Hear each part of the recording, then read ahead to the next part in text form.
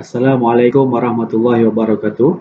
Hari ini kelas Bahasa Melayu tingkatan 5. Tema pada hari ini ialah kesihatan dan juga kebersihan. Tajuk pada hari ini cerdaskan dirimu, iaitu tentang penulisan.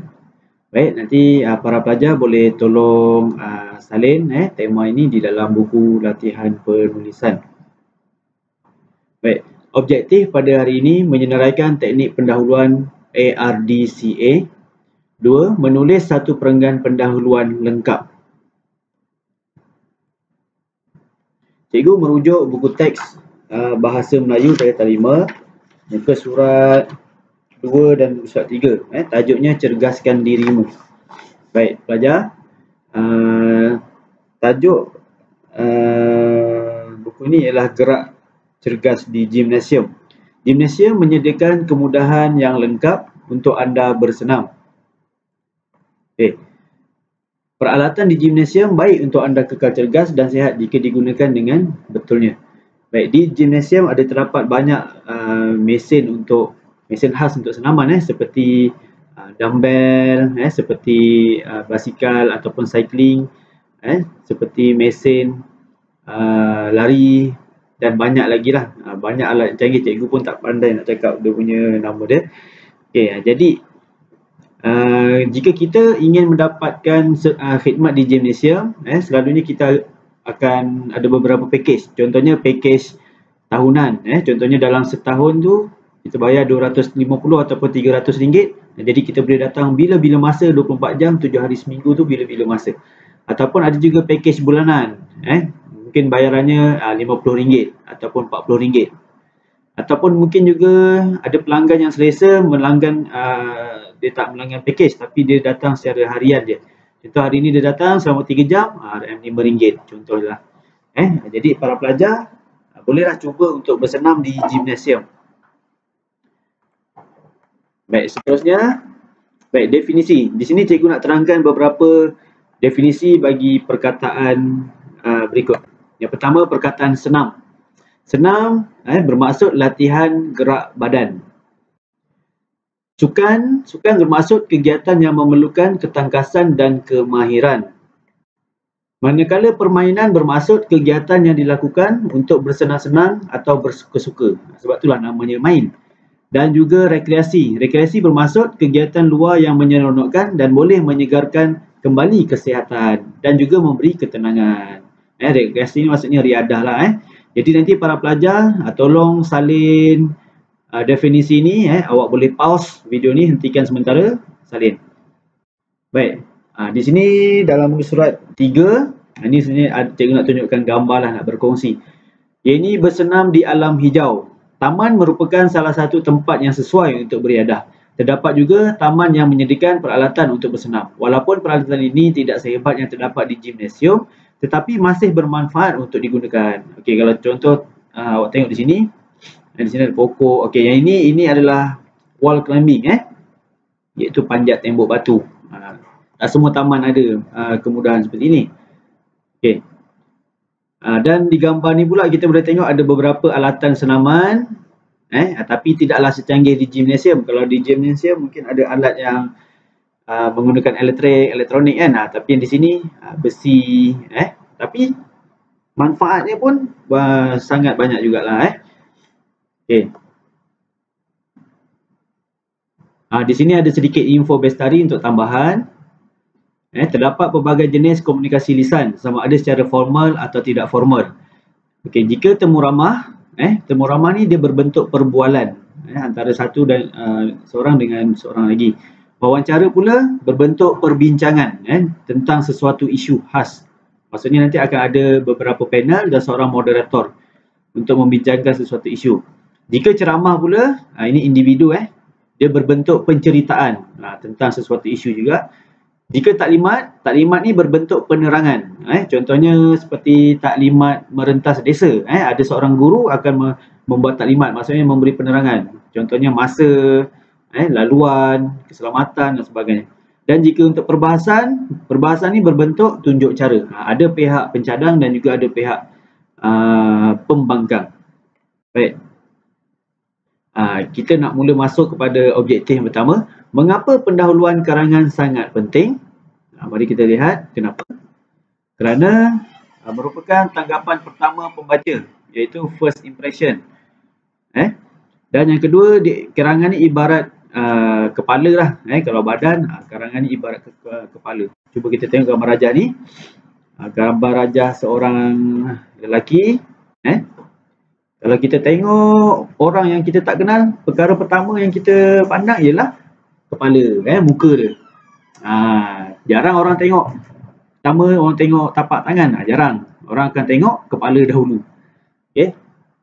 Kemudian orang akan tengok badan. Badan ni kita umpamakan sebagai isi 1, isi 2, isi 3 dan juga isi keempat.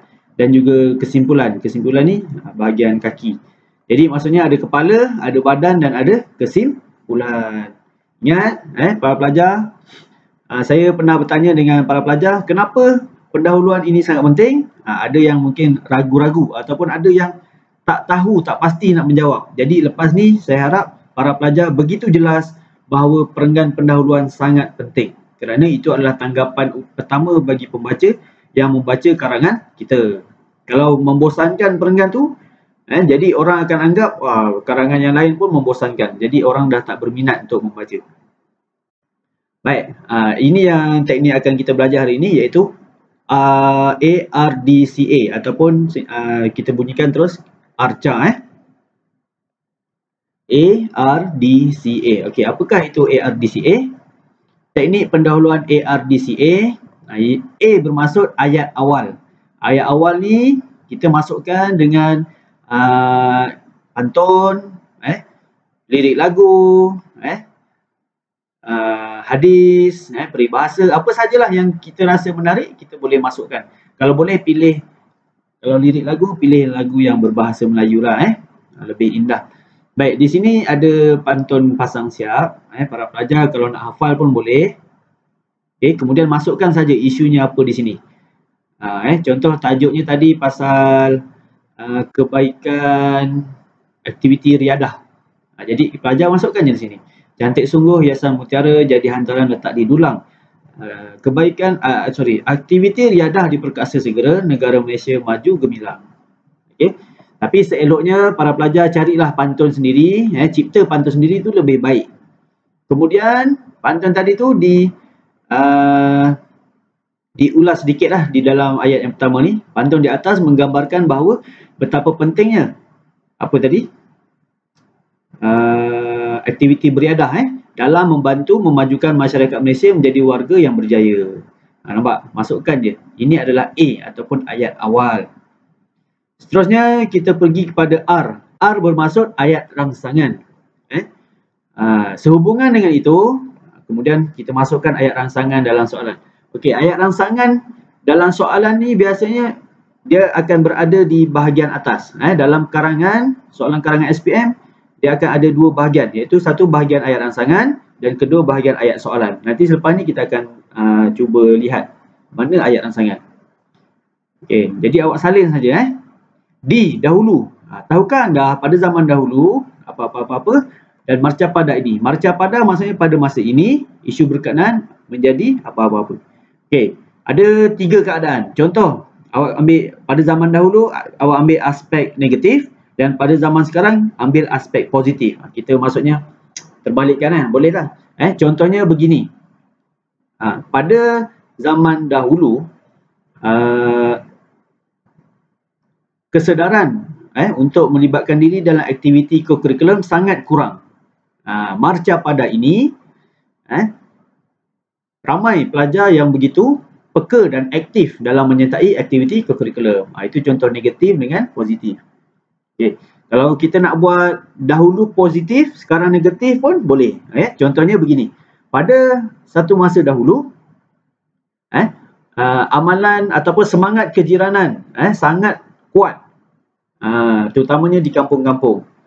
Marca pada ini, semangat kejiranan semakin longgar kerana masyarakat lebih mementingkan diri sendiri sahaja.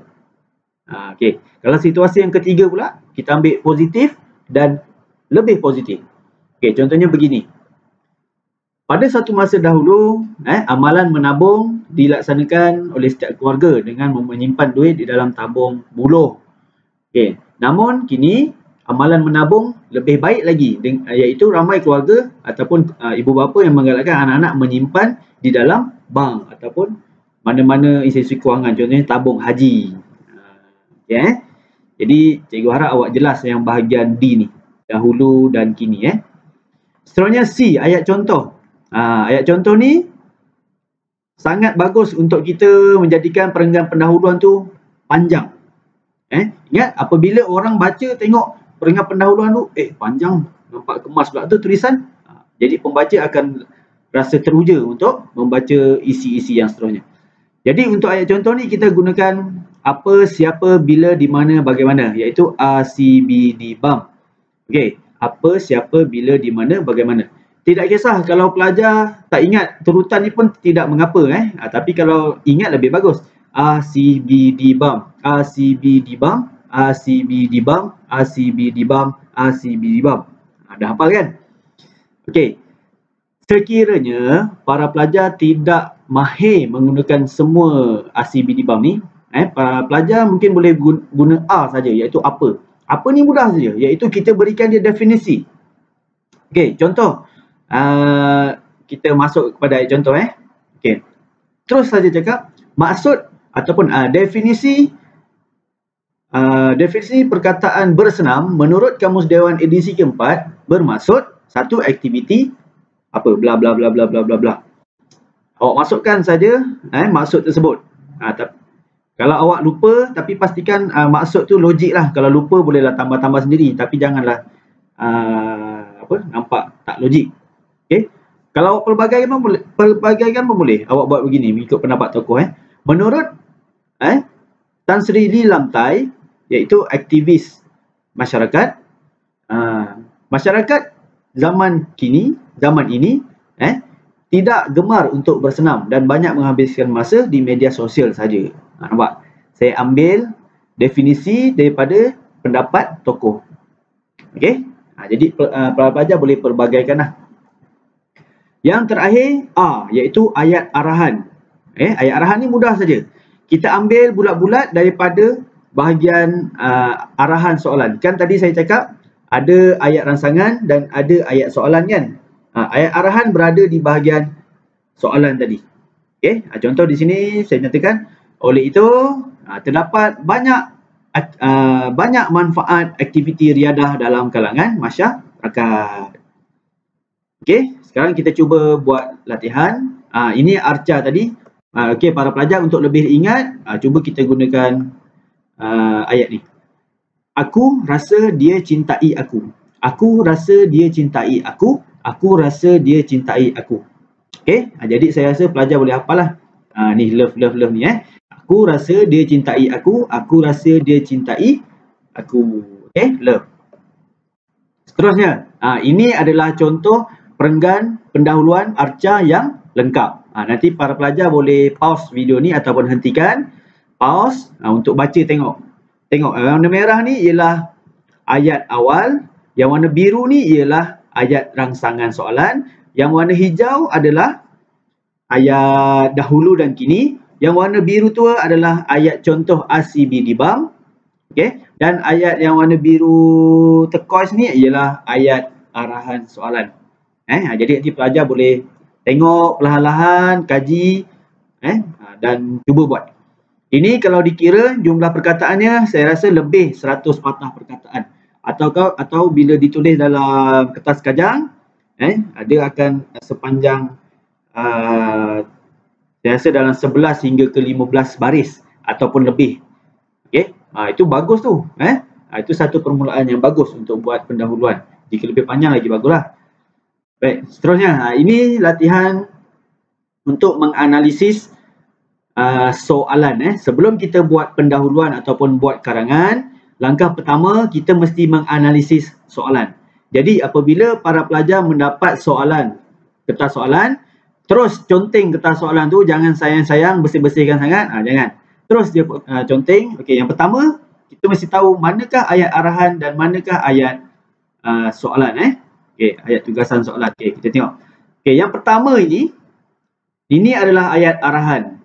Kerana tiada soalan yang terkandung, maaf. Ini adalah ayat rangsangan. juga dikenali sebagai stimulus. Tujuannya untuk merangsang pemikiran pelajar tentang perkara yang akan ditanya. Okey.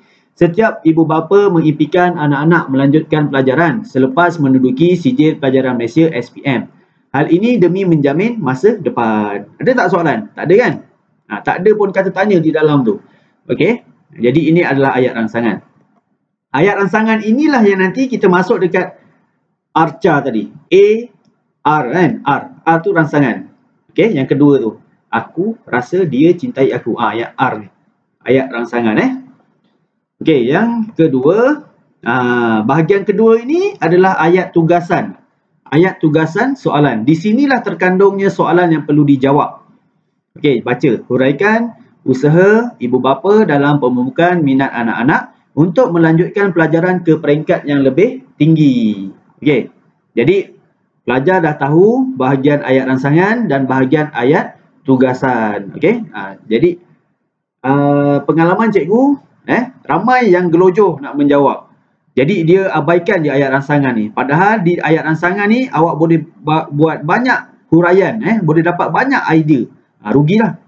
Okey, dan jika pelajar tidak mengulas ayat rangsangan ini, dikhawatiri pelajar punya karangan tu sukar mendapat peringkat cemerlang kerana tidak mengulas. Sebab di atas ni inilah unsur kebat, unsur kemahiran beraras tinggi yang ada di dalam soalan karangan. Jadi awak perlu ulas. Baik, seterusnya pelajar perlu mengesan tema soalan, kemudian tugasan soalan dan juga pihak.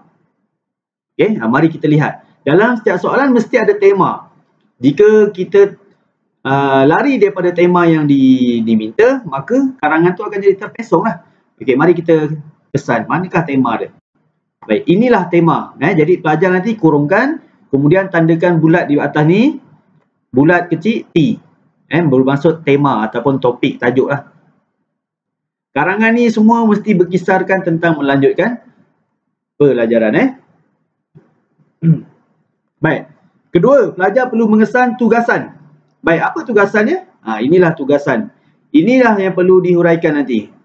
Dalam perenggan isi mesti cerita tentang usaha ataupun tindakan ataupun langkah. Okey, jadi sini bulatkan dan tandakan TU. Dan yang ketiga, pelajar yang tak kurang penting mestilah mengetahui pihak. Okey, mana pihaknya di sini? Inilah pihak. Ingat sebab dalam soalan dia dah nyatakan huraikan usaha ibu bapa. Jangan mentang-mentang kamu banyak idea, kamu terus bagi ibu bapa, sekolah, kerajaan, masyarakat, media massa, diri sendiri. Banyak idea. Malangnya kalau kamu buat begitu, kamu kurang menjawab soalan ni tadi, maka markah kamu takkan tinggi macam yang kamu harapkan. Jadi hati-hati. Ada soalan yang mempunyai pihak yang khusus ni macam ni. Tapi ada soalan yang pihaknya terbuka.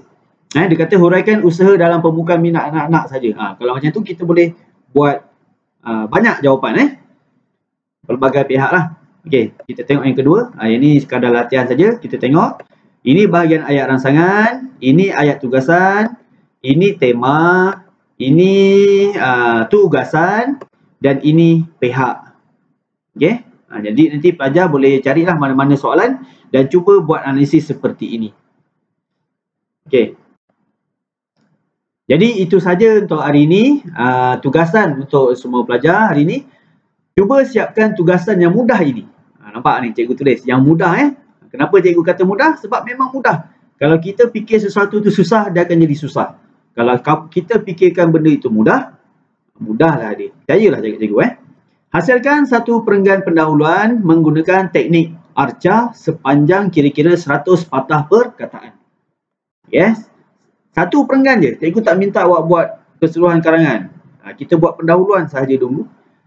Cuba target. Kurang-kurangnya 100 patah perkataan. 100 patah tu tak panjang pun. Maka insyaAllah cikgu yakin kamu boleh buat lebih daripada 100 patah perkataan. Ini soalan dia. Nanti salin soalan ni. Salin ke semua ni lah. Arahan ni salin, soalan ni salin. Permainan dalam talian telah menjadi ketagihan kepada sebilangan besar remaja sehingga melahirkan individu yang kurang sihat fizikal dan mental. Bincangkan peranan yang boleh dimainkan oleh keluarga bagi mengatasi masalah ini. Kalau kita tengok di sini, tema soalan ni ialah permainan dalam talian ataupun permainan online lah online games, permainan dalam talian. Kalau kita tengok pula, ini bahagian ini adalah bahagian ayat rangsangan betul, ayat rangsangan. Manakala di bawah ni pula ini adalah ayat tugasan. Okey. Ini tadi permainan dalam talian ni, ini adalah tema bulakan. Kemudian soalannya, bincangkan peranan yang boleh dimainkan oleh keluarga bagi mengatasi masalah ini. Okey, jadi ayat tugasan dia ialah ni. Peranan. Gariskan, tulis kat sini. TU. Okey. Manakala pihaknya ialah keluarga ni pihak. Pastikan awak jangan cerita selain daripada keluarga. Kalau nak cerita juga boleh tak cikgu? Boleh. Pastikan isi 1, isi 2, isi 3 tu cerita pasal keluarga dulu. Manakala isi tambahan yang keempat, baru awak boleh cerita yang lain-lain lah. Boleh cerita sikit. Nak cerita sekolah ke, kerajaan ke. Boleh, tapi isi yang ujung-ujung. Pastikan 3 isi utama ni tentang keluarga dahulu. Baik. Jadi itu saja untuk hari ini. Sebelum cikgu undur diri, cikgu nak ucapkan terima kasih kepada Cikgu Hafizuddin bin Husin, Guru Cemerlang Bahasa Melayu di SMK Pekan Nanas, sahabat saya, kerana berkongsi tentang teknik arca tadi. Okay? Jadi belajar akhir kata, di mana ada kemahuan, di situ ada jalan. Kita jumpa lagi pada masa hadapan. Assalamualaikum warahmatullahi wabarakatuh.